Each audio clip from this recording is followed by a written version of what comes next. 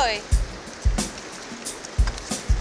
Des kilomètres de plage, un cadre naturel exceptionnel. Bienvenue à Cape Town, le Cap en Afrique du Sud. Rares sont les villes qui bénéficient d'un tel environnement.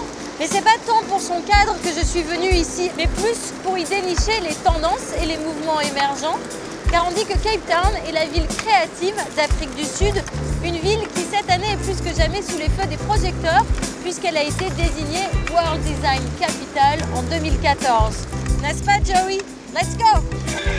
Woo! Welcome to Cape Town!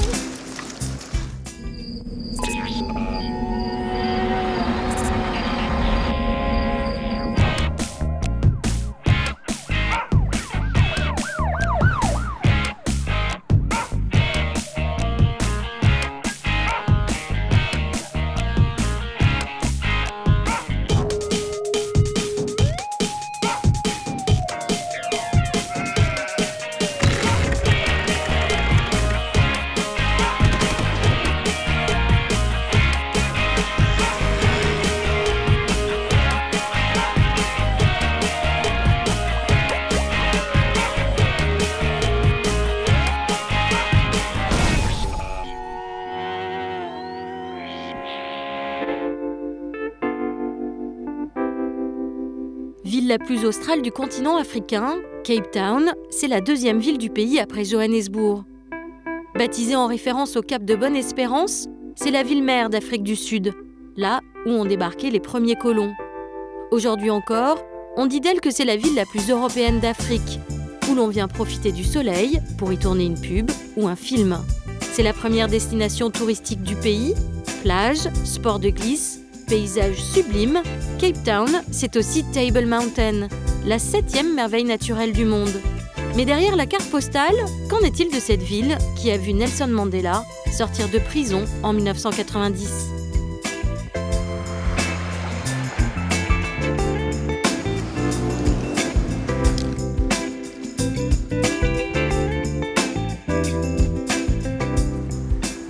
Salut! Bonjour. C'est sympa.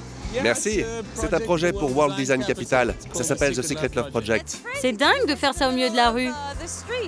Ouais, mais tu sais, en Afrique du Sud, on peut faire ce genre de choses sans trop de problèmes. On est en train de recouvrir la ville de cœur avec des panneaux, des autocollants, de la peinture. On veut faire en sorte que les gens se sentent bien dans la ville en utilisant ce symbole positif. Vraiment? Et tu le fais encore aujourd'hui? Absolument. Je peux participer? Bien sûr. Allez, c'est parti!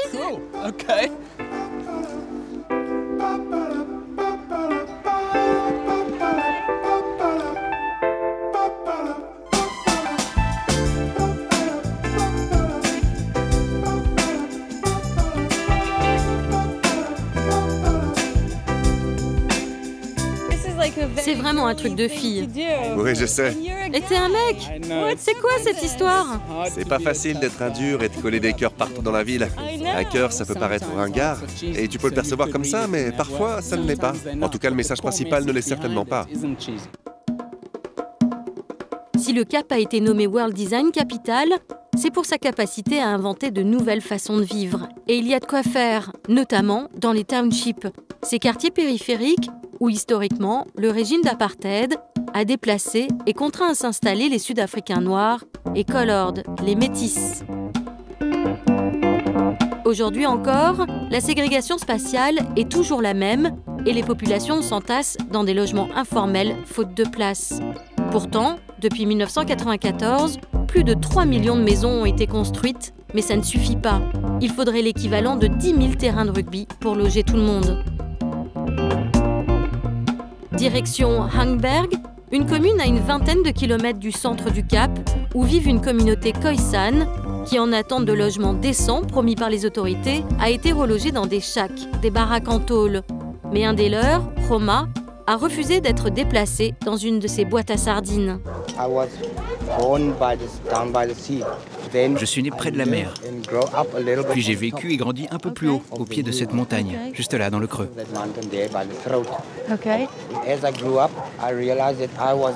Quand j'ai grandi, je me suis rendu compte que j'étais le vilain petit canard de la famille. Parce que moi, j'osais plus de choses, comme grimper sur des avions. Roma, qu'est-ce que t'as fumé? Italia. Ok. Ce sont 3 herbes médicinales koi. Vous appelez ça... Ganja, marijuana. ou spliff, ou herbe. Bonjour, enchantée. Vous êtes sa sœur, non? Oui, c'est mon frère.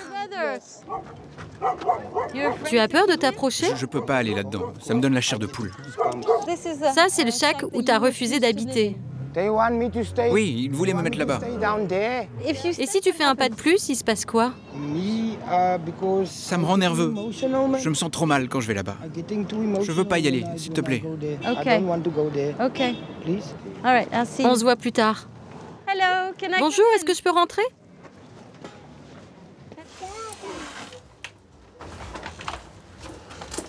Okay. C'est donc votre maison? C'est mon chez-moi, oui. Vous dormez là? Oui, c'est ça. Ok, donc vous dormez ici et votre fille là? Oui, à l'intérieur. C'est quoi le problème quand on vit ici? Quand tu rentres, tu peux sentir la chaleur. Oui, c'est vrai, on sent qu'il n'y a pas beaucoup d'air. Oui, parfois c'est étouffant à l'intérieur. Tu as trop chaud et quelquefois tu t'endors. Ici, on peut voir tous ces shacks verts. Oui. C'est là que Roma était censé habiter, non? We're supposed to live. Oui, mais les conditions de vie ne lui plaisaient pas. Il fait trop chaud dans ces shacks. C'est vrai qu'il n'y a aucune isolation. Si on avait eu le choix, on aurait préféré avoir le même type de logement que la grande maison. Vous voulez dire ce qui est en train de se construire aujourd'hui? Oui. Bah, peut-être que vous l'aurez. Ça va pour le moment, parce qu'avec un peu de chance, on ne vivra pas ici très longtemps. Je vous souhaite bonne chance et je vais aller aider à construire la maison. Steven, un designer militant, a décidé d'en finir avec ses shacks. Hi, good. Enchanté de faire enfin ta connaissance. De même. Alors, On est en train de construire une maison pour Roma. Ça s'appelle la Lighthouse. C'est une structure alternative à l'habitat informel dans lequel beaucoup de Sud-Africains sont forcés de vivre. Ici, au Cap, 400 000 personnes vivent dans des shacks en attendant d'avoir une vraie maison en dur. et dis-moi, c'est magnifique ici. Oui, on est juste au-dessus du port, dans le village de pêcheurs de Out Bay. C'est une communauté pauvre comparée aux riches qui vivent de l'autre côté de la baie, là-bas. D'une certaine manière, c'est très symbolique de toute l'histoire du Cap. Qu'est-ce que tu veux dire par là? En fait, le Cap, c'est l'histoire de 2 villes. Nous avons de très riches qui vivent juste à côté de très pauvres. Nous souffrons toujours de l'héritage de l'apartheid. Et ici, nous sommes à Hangberg. C'est une communauté colored, non? Oui, c'est une communauté métisse. Mais il faut se rappeler qu'au sein de cette communauté, il y a les Khoisan. Les Khoisan sont spécifiques au Cap. Et tu sais pourquoi? Eh bien parce que ce sont les premiers habitants de la région. Avant que le colonialisme fasse son apparition en Afrique du Sud, les Khoisan étaient là. L'histoire de Roma est donc très spéciale parce que c'est non seulement un combat pour de meilleurs logements et des conditions de vie décentes, mais c'est aussi synonyme du combat pour la terre.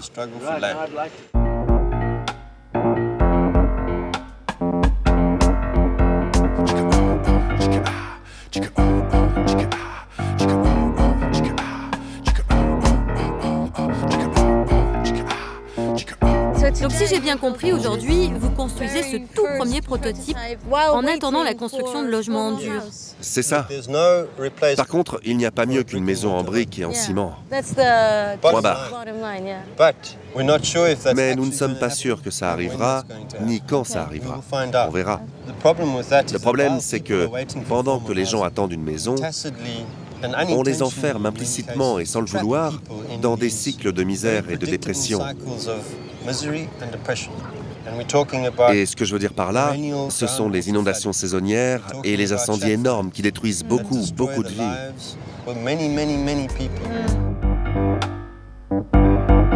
La Lighthouse, c'est donc non seulement une nouvelle maison pour Roma, mais le but de Steven, c'est que cette structure devienne une vraie alternative au logement informel dans les townships. C'est donc un prototype dont les plans sont libres de droit et dont le design ne coûte pas plus cher qu'un shack. La structure comprend donc l'isolation des panneaux internes, un étage pour répondre au manque de place, la récupération des eaux de pluie et des eaux usées, un potager vertical sur les murs orientés face au soleil pour répondre aux besoins alimentaires, un sol surélevé pour lutter contre les incendies et les inondations. Bref, un type d'habitat green qui laisse la place à la lumière et qui implique la participation de la communauté. Il faut fixer ça à ce montant. Ok, Donc un trou ici, ici et là. pas de problème. Je suis plus petite. Bien sûr. Ok. Non, c'est pas bon.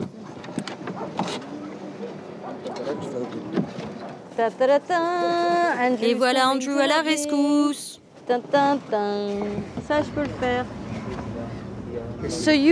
Tu as imaginé cette structure avec Steven et Romain? C'est donc un jour spécial pour toi. C'est super excitant. Et en tant que designer blanc, comment tu ressens les choses? Qu'est-ce que ça te fait? C'est génial. Je veux dire, j'ai grandi sous le régime de l'apartheid. Ce sont des années où j'ai évolué et à l'époque, il y avait un gros lavage de cerveau à propos des autres. L'apartheid était une manière incroyablement efficace de séparer les blancs des Noirs et des métis. Oui, tu pouvais vivre ta vie et les seules personnes noires que tu voyais, c'était des domestiques, des jardiniers. C'était donc possible de croire que le pays allait bien, mais c'était faux. Bien sûr, et il y a seulement 11% de blancs qui vivent en Afrique du Sud. C'est ça. Tu te rappelles du film de Truman Show où ils ont construit un faux monde? C'était un peu comme ça. Puis un jour, tu te réveilles, tu regardes autour de toi et en fait, tu te rends compte que... Il y a des blacks qui vivent autour de toi. Oh wow. Wait, watch your head.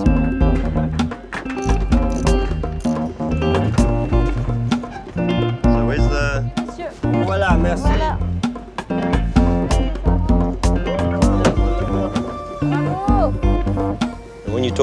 Lorsque tu abordes la question du logement en Afrique du Sud, tu parles de colère, de douleur. Il s'agit de problèmes qui sont émotionnellement très profonds. Ce qu'on veut, c'est que tout ce qui est lié au shack soit mis dans des livres d'histoire. Leur concept et tout le processus de réflexion autour, bref, tout ça, on ne veut plus en entendre parler. On veut que ça appartienne à l'histoire de l'apartheid. On veut tourner la page à tout jamais. On dit que Cape Town est la ville la plus ségrégée d'Afrique du Sud. Absolument. On fait de notre mieux pour que ça change. Sois-en convaincu. Mais dans les faits, ça veut dire quoi? On ne peut pas construire une nation ni un pays sans s'assurer que chacun ait un toit qui soit sûr et digne.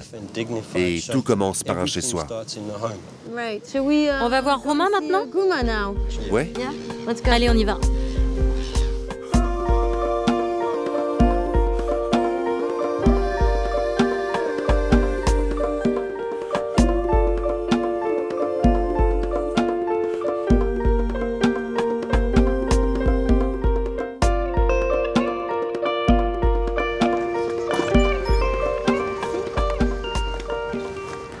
Vous êtes combien à vivre ici? Juste ma femme, mon fils et moi. Et depuis combien de temps tu y vis? Je suis sur cette propriété depuis plus de 30 ans. Et donc ça va être démoli? Oui, avec le temps. Donc tu as rencontré Steven et ensemble vous avez décidé de créer la Lighthouse. Oui. Quelle était la chose la plus importante pour toi? Qu'est-ce que tu lui as dit? Je vis dans une toute petite boîte en ce moment. Donc je lui ai dit, s'il te plaît, j'aimerais avoir 1 mètre de large en plus. C'est tout. Plus d'espace. Et la lumière aussi, c'était important, non? Oui. Et je peux même faire germer des graines à l'intérieur de la maison. Ah, parce que tu es un herboriste. C'est important pour toi d'avoir de la lumière. Oui, mais le plus important, c'est que Roma est propriétaire des plans de la structure, parce qu'il a été présent tout au long du processus de fabrication. Tu es fier? Aujourd'hui, je suis le Khoi le plus fier d'Afrique du Sud. Et tu es fier de cet homme? C'est mon héros. Est-ce que c'est un Khoi maintenant? On l'accepte comme il est. Il est des nôtres désormais. Il fait partie de la communauté Korana de Hangberg. Tu veux montrer ta maison?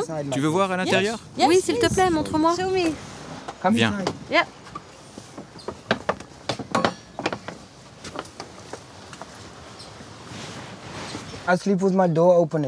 Je dors avec la porte et les fenêtres ouvertes la nuit. J'avais donc besoin de quelque chose qui ne me donne pas l'impression d'être enfermé ou de rentrer dans une cave sombre. Waouh, c'est beau! J'étais surpris quand j'ai vu ça.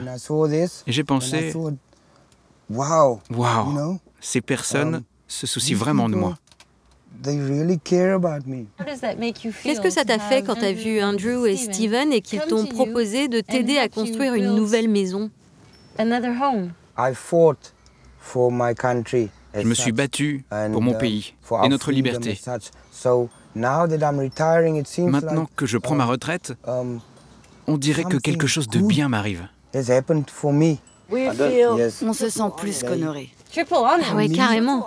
Wow. Oui, parce qu'on n'aurait jamais pensé, au grand jamais, même sur 1 million d'années, qu'un homme blanc se mettrait à notre service. Jamais.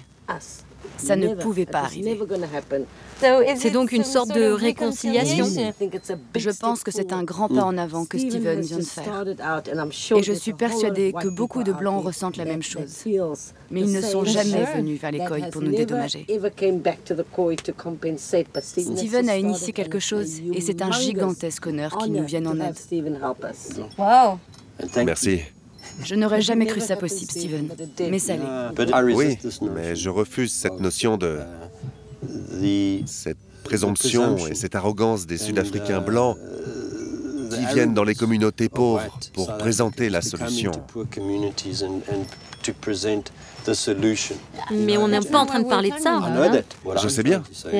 Ce que j'essaie de dire, cependant, c'est que cette histoire est vraiment à propos d'un homme, cet homme qui s'élève contre Big Brother, contre l'autorité, contre ce qu'on pense être bon, contre cette mentalité qui dit « Écoute, si tu ne fais pas ça, on va te mettre en prison ».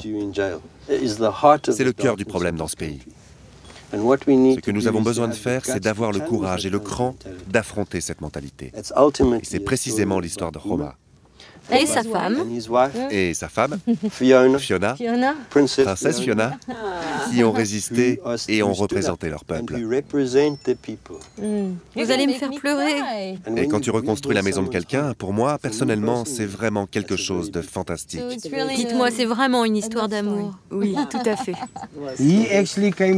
En fait, il est venu m'aider à construire la maison de mes rêves à l'endroit de mes rêves.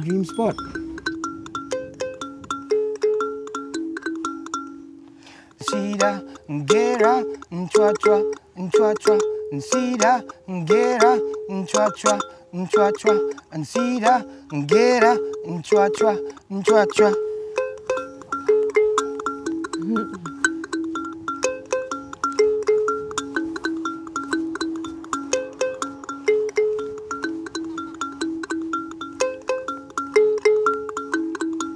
Yeah, guns. Blessed. Kegangans. Kegangans. Thank you very much. Engos.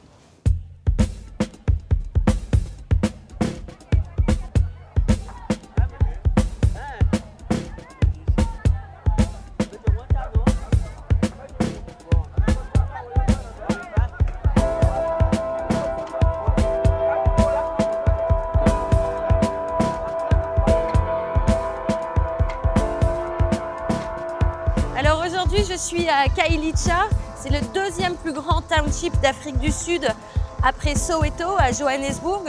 Il y a à peu près 1,2 million d'habitants qui vivent ici. Et comme dans le reste de l'Afrique du Sud, le chômage est un véritable fléau. Seuls 38% des gens travaillent ici et ça concerne essentiellement les jeunes.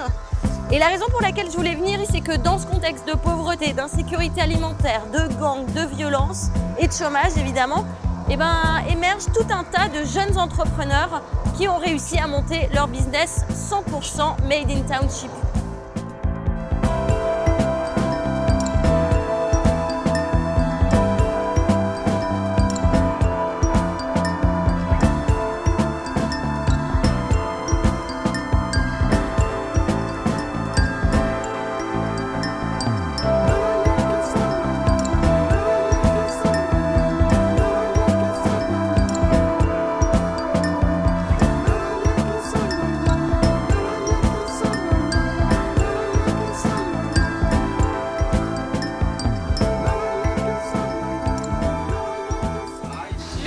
Lou Féfé le boulanger.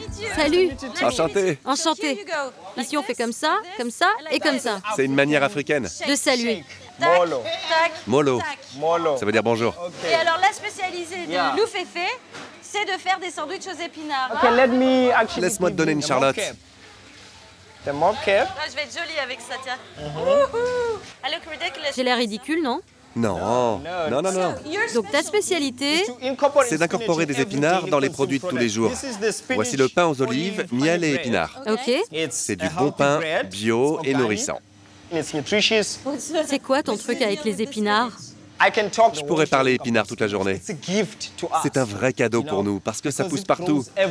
C'est polyvalent et c'est pas cher. Ça pousse très facilement, tu sais. Ça ne met qu'une semaine pour pousser. Mais les gens n'en consomment pas beaucoup parce que c'est ennuyeux. Ouais. L'épinard tout seul, c'est pas très fun. Les gens ne savent pas comment le cuisiner, ni trop quoi faire avec. C'est pourquoi on fait tout un tas de produits à base d'épinards. Comme ça, on est sûr que les gens en consommeront. Popeye, c'est mon nom. Lou Féfé Popeye. Laisse-moi voir. Je suis encore en train de me développer. Lou Féfé. Mais c'est quoi ça? On dirait mes bras. I'm sorry. Non, excuse-moi. Je suis beaucoup moins forte que toi, regarde. Je suis pas épais, mais il faut pas regarder que le physique, tu sais. Tout se passe à l'intérieur. À qui on livre ça? À la crèche. On y va? Allons-y. Allez. Ce midi, Lou Féfé doit livrer ses fameux pains aux épinards dans une crèche du quartier où il donne des cours de nutrition. En Afrique du Sud, un quart des enfants va à l'école le ventre vide, trop affamés pour apprendre. Lou Féfé prend donc son rôle d'éducateur très au sérieux. Et au menu aujourd'hui, des légumes et encore des légumes. Le problème en Afrique du Sud et dans les townships, c'est qu'on grandit sans savoir pourquoi on doit manger des légumes. Je vais juste te montrer quelque chose. C'est ce que j'ai mangé en grandissant. Qu'est-ce que c'est? Du maïs écrasé. Fais voir. Ouais. Du maïs écrasé. Ouais. Et t'as mangé ça toute ton enfance? Oui, on grandit en mangeant ça. C'est quelque chose qui est à notre portée. Tu manges ça avec juste de l'huile et du sel. De l'huile et du sel, c'est tout. C'est tout. Et tu ne manges que ça toute la journée. Tu comprends? Ça, c'est ce que mange la majorité des gens dans les townships? Oui, c'est ça. Dans les zones les plus pauvres, où les gens meurent de faim, ils n'ont accès qu'à ce type de nourriture. Aucun légume. Ah oui. Et même les enfants, chez eux, ils ne mangent pas de légumes. Tu comprends pourquoi ma mission est d'aller dans les crèches pour que lorsque les enfants rentrent de l'école et mangent ce type de maïs, eh bien leur régime alimentaire reste équilibré. D'accord. Équilibré, oui.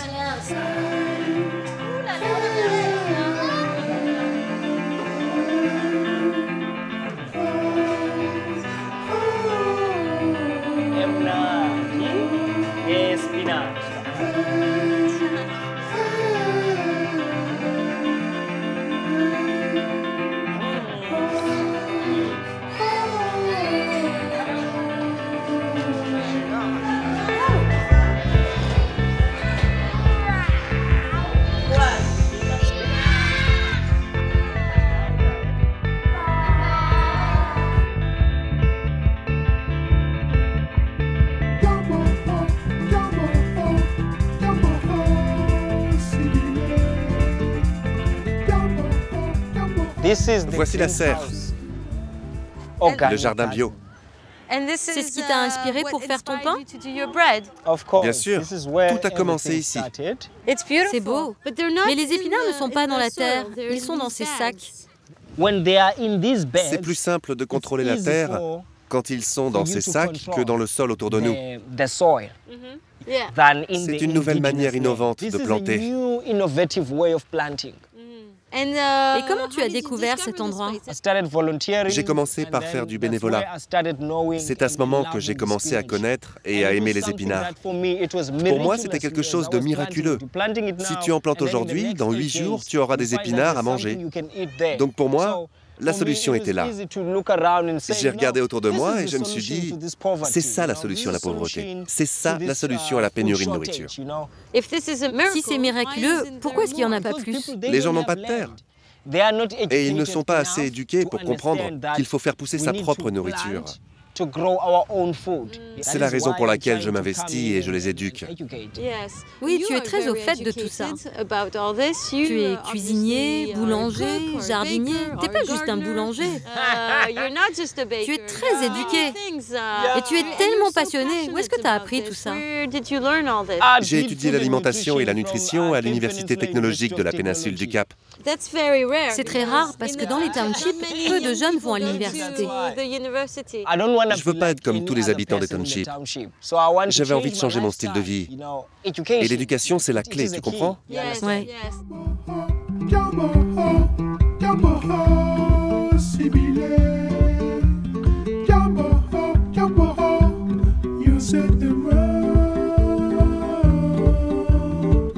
Comment est-ce que tu as commencé ton business? J'ai commencé avec 40 rand. Et mon capital intellectuel, si je peux dire. Ma tête, tu vois. J'attendais une aide financière depuis un bout de temps. Et comme rien ni personne n'est venu, je me suis dit, fais avec ce que tu as. Donc j'avais 40 rand, j'étais un boulanger qui vivait dans un shack. Tu vois ce que c'est? Oui, un shack. Donc tu étais pauvre. Non? C'est pas comme si j'étais très pauvre. Dans ce cas, je suis encore pauvre à l'heure actuelle, parce que je vis toujours dans ce shack. Je me considère pas comme une personne pauvre. Je ne serai jamais pauvre, tu comprends? Ok. Et je n'étais pas pauvre à l'époque. Être pauvre, c'est une perception pour moi. Qu'est-ce que tu veux dire? Il y a des gens pauvres dans ce quartier à Khayelitsha. Non, je ne pense pas de cette façon. Ah, vas-y, explique.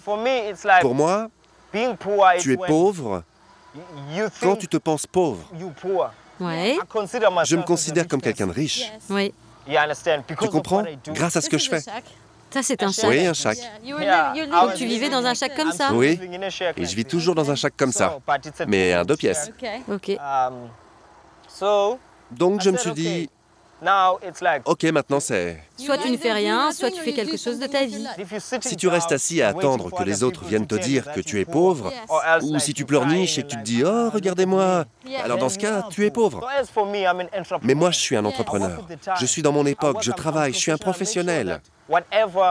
Je m'assure que je poursuis mon rêve, que ce soit avec ou sans argent. C'est super. Merci. Félicitations.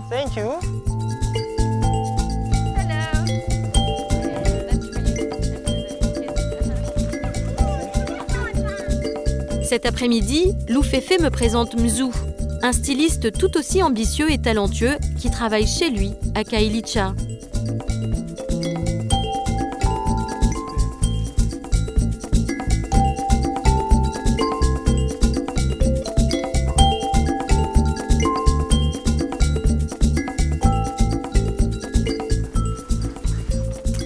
I'm Mzou transformed.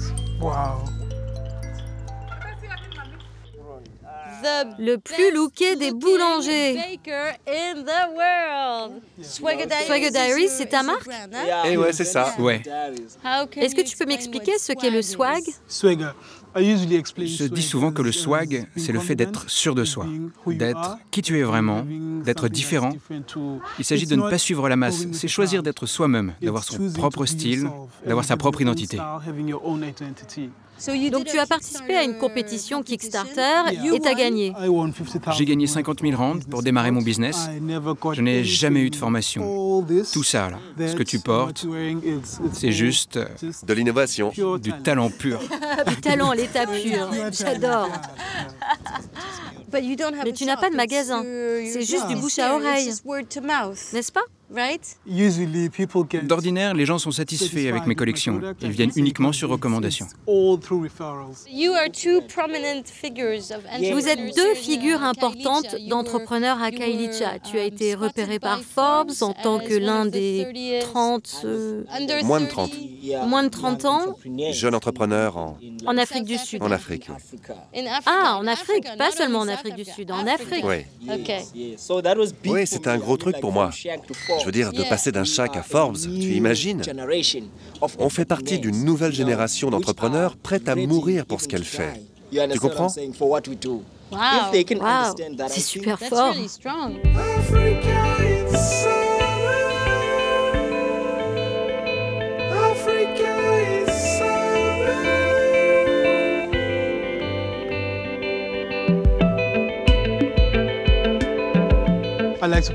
J'aime jouer avec les couleurs, des couleurs fortes. C'est quelque chose qu'on trouve beaucoup dans les townships. Il y a toujours de la joie.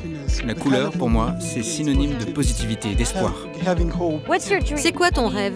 Je veux dire, quel est ton plus grand rêve en tant que designer des townships? Apporter quelque chose à la communauté? Parce que tu vis ici.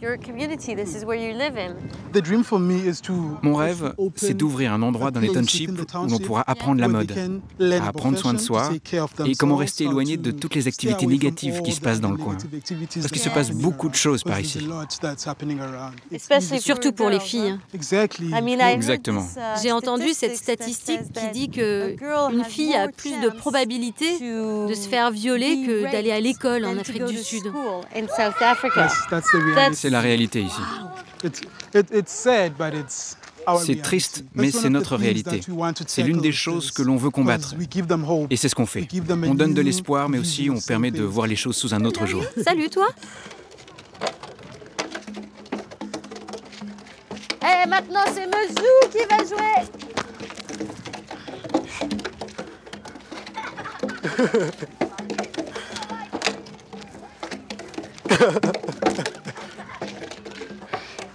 Comment tu dis goal déjà? C'est le même mot. Tu vois ce dont je parle? Ça, c'est un ballon de foot pour lui. Ouais. C'est ce qui nous rend plus créatifs, en quelque sorte. Oui, le fait que tu puisses jouer avec n'importe quoi. Quand j'ai commencé, il ne s'agissait que de moi. Mais maintenant, ça va au-delà. Je crois que ce qu'on fait peut faire la différence. Et même les caméras, le fait que tu sois là, ça n'arrive pas souvent. On ne voit jamais ça par ici. Et ces enfants, c'est ça dont ils ont besoin, voir plus de blancs, plus de filles blanches, des gens comme toi qui réussissent, qui font quelque chose de leur vie. Ouais, croire qu'eux aussi, ils peuvent... Devenir quelqu'un. Ouais, être fiers de l'endroit d'où ils viennent. Kylie-cha, Kylie-cha, Kylie-cha. Hey Mzou. Yes. Et Mzou, tu sais, lorsqu'on entend parler de l'Afrique du Sud et de Cape Town, on entend parler de violence, de gangs. On dit que Cape Town et tout particulièrement ces townships sont les zones les plus dangereuses d'Afrique du Sud. Mais quand je marche comme ça avec toi, je me sens bien. Je sens la vie autour de nous, les gens sourient. Pour quelqu'un qui vient de l'extérieur, c'est dur à comprendre parce que la perception est différente. Mais quand tu vis ici, tu sais que c'est dangereux. Ouais, j'avais un frère, il a été tué dans notre maison. On ne sait pas ce qui s'est passé, on l'a juste trouvé mort. Oh non! Dans ta maison? Oui, dans ma maison, on a juste trouvé le corps. Il n'y avait pas d'indice, rien du tout. Il a été tué. Il a été tué? Ouais. Wow. Tu comprends, c'est avec ce genre d'histoire que tu cernes la réalité de la vie dans les townships. En tout cas, en ce qui concerne la violence. Tu ne peux pas te balader après 20 heures, par exemple. Surtout si tu t'habilles d'une certaine manière. Par exemple, moi, j'attire beaucoup l'attention. On me traite de noix de coco. De noix de coco? Oui, c'est noir à l'extérieur et blanc à l'intérieur. Et puis on me dénigre, on me dit que je suis privilégié. Donc tu sors où le soir? Je préfère sortir en ville. C'est là qu'on va avec mes amis. En ville, je suis plus à l'aise. Les gens sont habillés comme moi. Ah, ok. Je peux venir avec toi ce soir? Ouais, je vais te montrer Cape Town. Ah, et voilà notre taxi.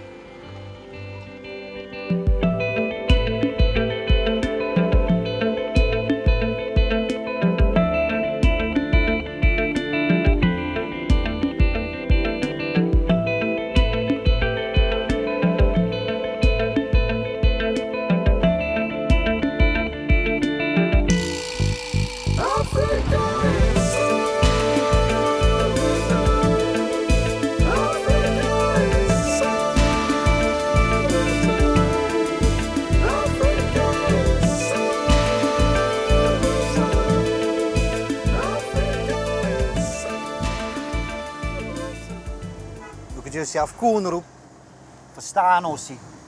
Ik verduidelijk voor elkaar wordt alle kalens wegvat. Een score voor wasberon, saai of vast hier klong, maak bij ras meer dom in mijn hart hier jong. Ja, zo haast kriek klom in die pad hier rond, maak die pad hier bom, man beslat weer om als die ras hier komt. Kan die vat versturen, maar op achter die om vat weer vonk. Het komt van die koen karakter, kennelijk met groen gedachten, innerlijk stoem geslachten, willen drukken om z'n sapne. Kaapse koen, jij wat doen hé? Kaapse koen, wordt zo genoemd hé. Kaapse koen, kleine roembe. Kaapse koen, zij verdoem mee. Wouh! C'était intense. Ah ouais. De quoi parle ta chanson?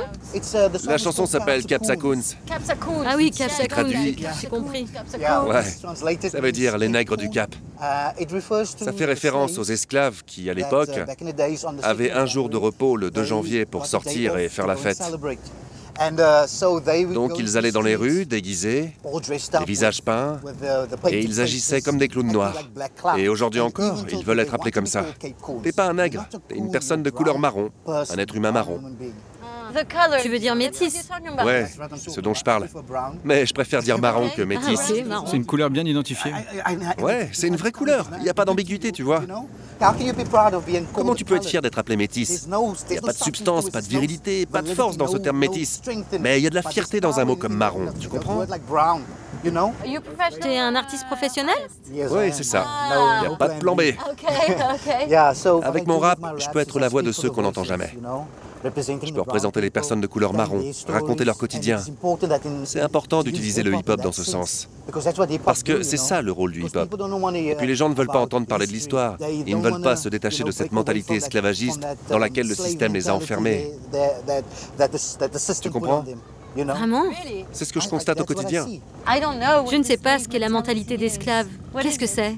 Ah, pour faire simple, c'est de continuer de penser que les Blancs sont supérieurs. C'est accepter de se considérer comme un citoyen de seconde classe. Mais tu sais, tout commence par soi. Ah ouais? Il faut se libérer.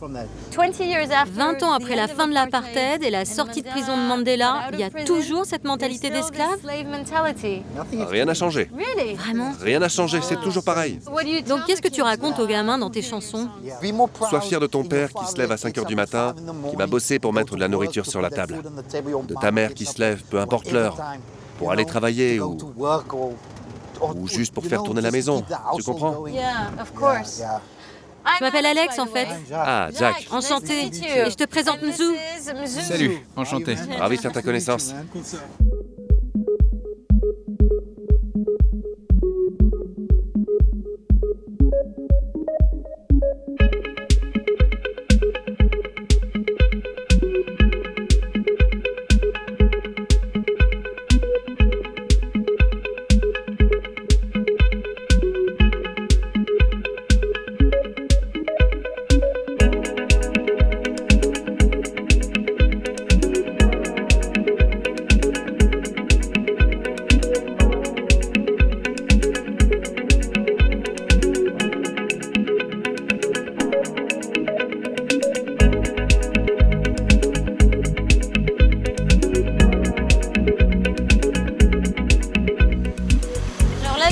Woodstock, c'est le quartier bobo et émergent de Cape Town. C'est ici que sont venus s'installer tous les artistes, les designers de la ville. C'est un quartier en pleine gentrification, en pleine transformation. C'est le the place to be, surtout le samedi matin au Old Biscuit Mill.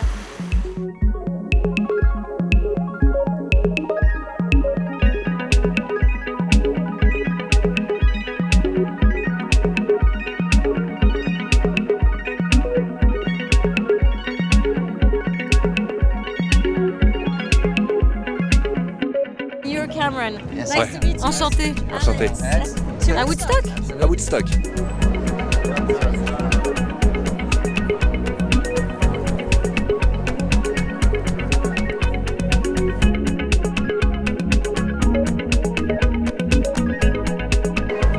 C'est bon? Très très bon.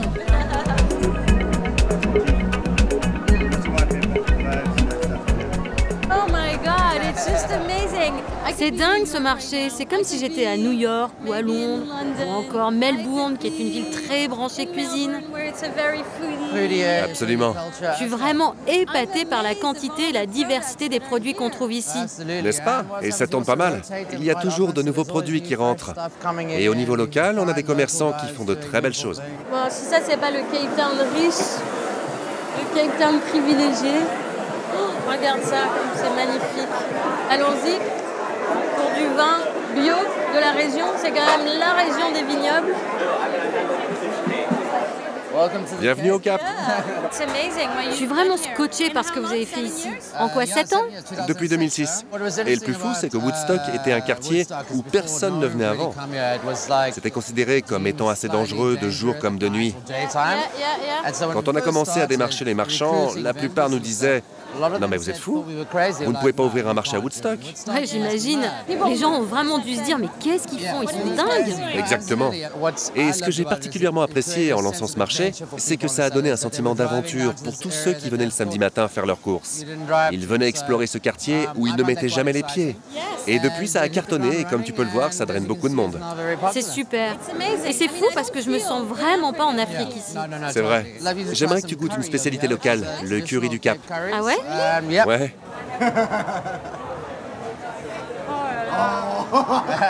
C'est bon. Le poulet. Une flamiquecheux à Cape Town. Est-ce que c'est pas l'endroit où il faut être? Carrément. Non mais sérieux. Vous avez goûté à ça? Non, c'est quoi? C'est un vrai steak en tranches avec une sorte de sauce aux oignons, des oignons grillés, enfin je crois, c'est un mélange. C'est la première fois que tu viens ici? Ouais. T'as l'air tellement content. Ah mais je le suis, la bouffe ici est dingue.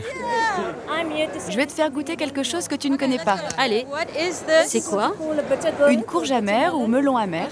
Tu peux le cuire, le faire à la vapeur ou le manger cru. Ok. Et ça pousse à Cape Town? Oui, ça pousse ici. C'est assez amer. Je suis désolée. Vraiment. C'est vraiment amer. Mais c'est trop amer.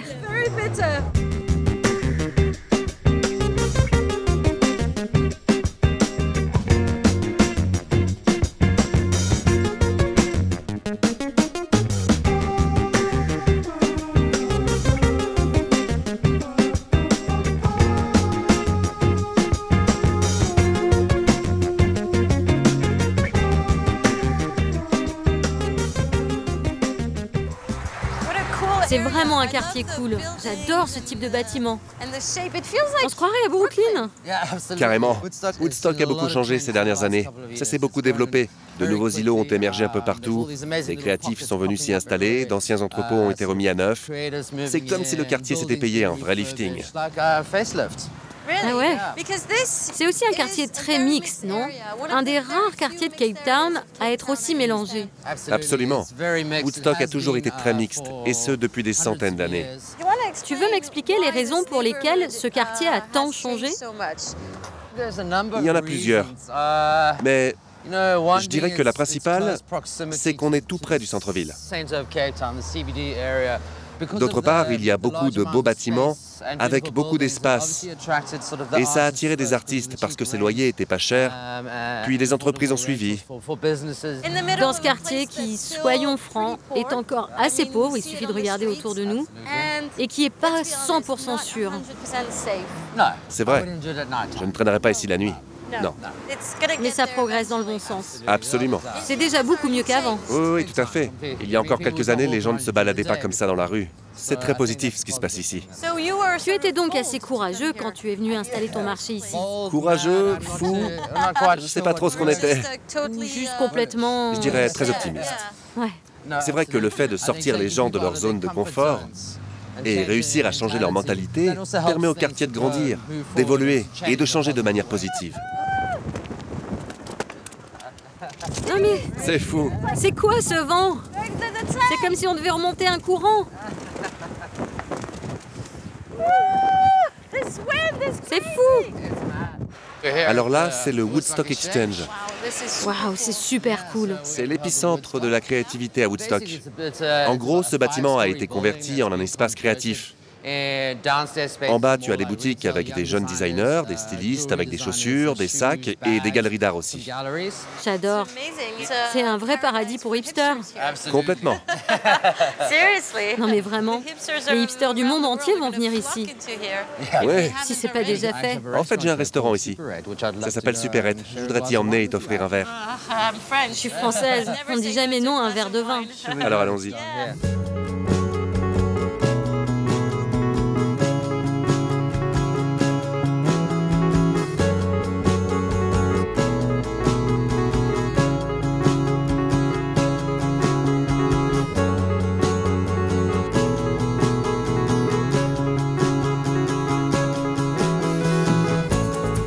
En me baladant dans Woodstock, je réalise à quel point l'Afrique du Sud reste un pays très inégalitaire, où la moitié des Sud-Africains vivent encore sous le seuil de pauvreté.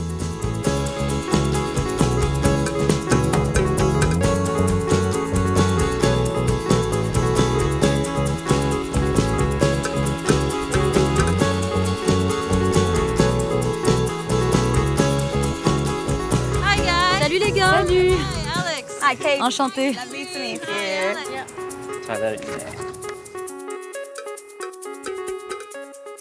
Alors je vous explique un peu ce qui se passe aujourd'hui. Kaylee et Max, ils ont eu l'idée de créer le premier pop-up store pour SDF dans la rue. Donc en gros, les gens du quartier de Woodstock vont pouvoir venir et choisir des vêtements. J'essaie toujours d'apporter un maximum de vêtements à chaque fois. Elle est géniale, à chaque fois elle participe. J'ai une friperie, donc on me donne souvent beaucoup de vêtements. Je fais le tri et ce dont je n'ai pas besoin, je l'amène. J'ai aussi été moi-même SDF, donc je sais ce que c'est que de vivre dans la rue. Vraiment. Et qu'est-ce que vous pensez qu'une telle initiative peut apporter à un quartier comme celui-ci, par exemple ? De toute évidence, Woodstock a beaucoup changé et est plus riche qu'il y a quelques années. Ça commence à être le centre du design. Mais peu importe l'endroit, il y aura toujours des gens dans le besoin. Nous, ce qu'on veut, c'est faire se rencontrer ceux qui n'ont rien et ceux qui ont. Ça permet à chacun de voir que quel que soit le côté où on se situe, on est tous des êtres humains. C'est vraiment fantastique. Ce concept est si simple en plus. Et le fait que ça a été créé ici, en Afrique du Sud, c'est génial. Ouais, c'est la fierté sud-africaine. Allez, on y va. Pas mal ce pull. C'est la première fois que vous participez à ce type de magasin éphémère ? Oui, on essaie de contribuer à notre manière et ce concept est génial. On voit vraiment la différence dans les rues du Cap. Les SDF qui habituellement portent de vieux vêtements ont désormais la possibilité de s'habiller de manière décente.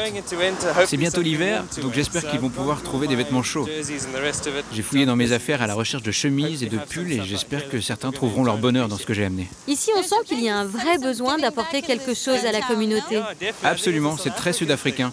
L'écart entre les plus riches et les plus pauvres est énorme ici. Et nous, ce qu'on fait, c'est de rééquilibrer un peu les choses comme on peut. Il n'y a pas grand-chose qu'on puisse faire. Mais ça, c'est à la portée de n'importe qui. Et c'est simple. Exactement. C'est une initiative tellement simple, il n'y a pas plus facile. Ok, bon, on s'y met alors ? Il y a tellement de vêtements qui arrivent. Oui, plein. Alors explique, comment ça marche ? Quand un SDF arrive pour faire son shopping, il peut choisir 3 vêtements et un accessoire. Tu sais, le shopping, pour moi, ça implique de l'argent. Or, ce que vous proposez, c'est du shopping gratuit. Oui, c'est ça. En fait, c'est comme si la monnaie était le fait d'être SDF. Ce qu'on propose, c'est l'expérience du shopping, sans argent. C'est cool, vraiment. Bonjour, comment ça va ? Bien, merci. Alors, de quoi auriez-vous besoin ? De chaussures. Vous faites quelle pointure ? Du 40. Ok. Celle-ci risque d'être un peu trop grande pour vous. Vous voulez les essayer ou vous pensez que ce sera trop grand ? Il y a un pantalon ici qui pourrait vous aller. Montrez voir. Et une casquette ? Non ? Vous voulez aller essayer tout ça alors ? Ok, cool. Merci beaucoup. Je vous en prie. Bon, ben voilà. Bonjour, comment je peux vous aider ? De quoi auriez-vous besoin aujourd'hui ? N'importe quoi qui soit à ma taille. Un vêtement chaud peut-être ? De quoi me tenir chaud, oui. D'accord. Parce que je vis dehors. Vous vivez dehors. Et vous dormez aussi dehors ? Oui. Donc il vous faudrait quelque chose pour vous protéger du froid, notamment la nuit. Un pull, un pantalon, peut-être un pantalon assez long. Vous avez besoin d'une paire de chaussures peut-être ? Oui, et des chaussures. Ah ouais. Ah. Ah. It's like On se croirait dans une vraie boutique. No, it's yours. It's mine. It's yours. Comment on fait? Je pense qu'elle l'a vu avant vous. Ouais, je le veux. Lasagna. S'il te plaît, laisse-le-moi et ne sois pas méchante. That's nice. Ça vous plaît? You like this? Okay. Ah, regardez ce pull. Vous en dites quoi? Ça me tiendra chaud. Oui, je crois bien. One sweater. Bon alors, un pull, 2 t-shirts, un sac à main. C'est pas mal, non? Hein? Merci. Je vous en prie. Portez-vous bien et prenez soin de vous surtout. Comptez sur moi. Au revoir. Ah, you look nice. Ah, super! Beautiful. Comment vous vous sentez? Je me sens bien mieux avec des chaussures aux pieds. Vous vous sentez mieux? Carrément. Vous pouvez commencer une nouvelle vie maintenant. Oui. Hein? You're all ready Prêt à to affronter go. le monde? Et voilà. Bravo. Merci beaucoup. Have a Bonne good journée. day. De même. Prenez soin de vous. Merci pour ce que vous faites. Au revoir. Bye bye. What Qu'est-ce are que you vous looking cherchez? Des vêtements. for? Huh? Des vêtements. We're not gonna have, On va like, pas te mettre des girls' chaussures de fille quand même. shoes for you. Fais Let me voir. see, put your Mets feet ton in pied. it. It's too small. C'est no? trop petit, non? Is it okay? Ça va? Yeah? Ouais? Okay. It's better than Bon, c'est mieux que rien. Hein. Oh là là. Ouh, ça me fait de la peine, ça.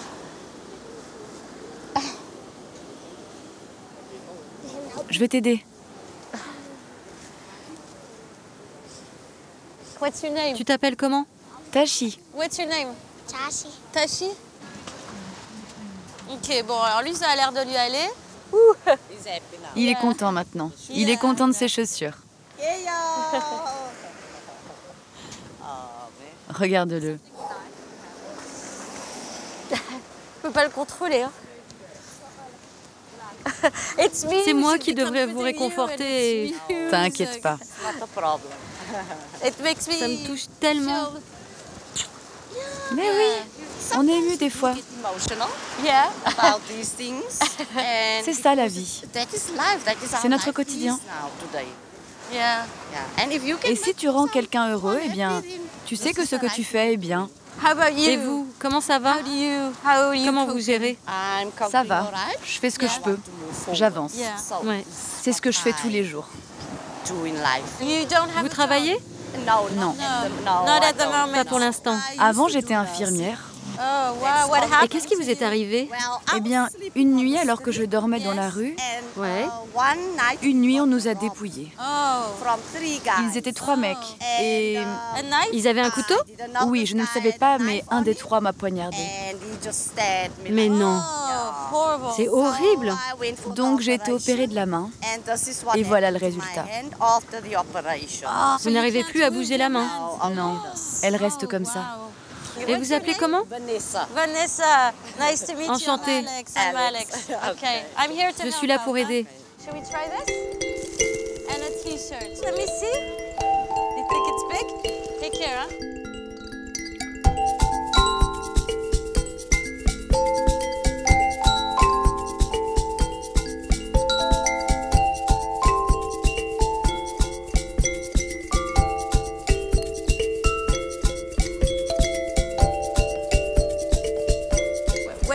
Qu'est-ce que cette expérience vous a apporté? C'est une vraie opportunité pour tisser un lien avec quelqu'un. Quand j'étais en train d'aider les SDF à choisir des vêtements, j'ai pu échanger avec eux pour en savoir un peu plus sur leur parcours, d'où ils venaient, comment ils en étaient arrivés là. Et du coup, je pouvais les aider à faire leur shopping avec un peu plus d'empathie. Et il ne s'agit pas de les forcer à essayer quelque chose, mais plus de les aider à trouver ce qui reflète leur style. Parce que tout le monde a un style propre. Et c'est aussi un moyen de leur donner un peu plus de... Dignité. Oui, mais aussi... D'une identité. Oui. De l'estime de soi. C'est ça. On m'a raconté l'histoire de ce SDF qui, lors du premier magasin de rue, cherchait une paire de chaussures. Il se rendait à un entretien d'embauche. Il était plutôt bien habillé, mais il lui manquait de bonnes chaussures. Il en a trouvé et il a immédiatement retrouvé confiance en lui. On avait l'impression qu'il se sentait prêt pour son entretien. Donc je crois que ce type d'initiative, ça peut changer la vie de quelqu'un pour toujours. C'est sûr. Si le street store peut aider quelqu'un à ne plus être à la rue et lui donner une nouvelle vie, je trouve ça formidable. Bravo! Merci. C'est vraiment une idée géniale. Et je crois que ça va cartonner un peu partout dans le monde. On va devoir en organiser un à Paris. Et vous allez venir m'aider? Marché conclu. Je vous attends à Paris.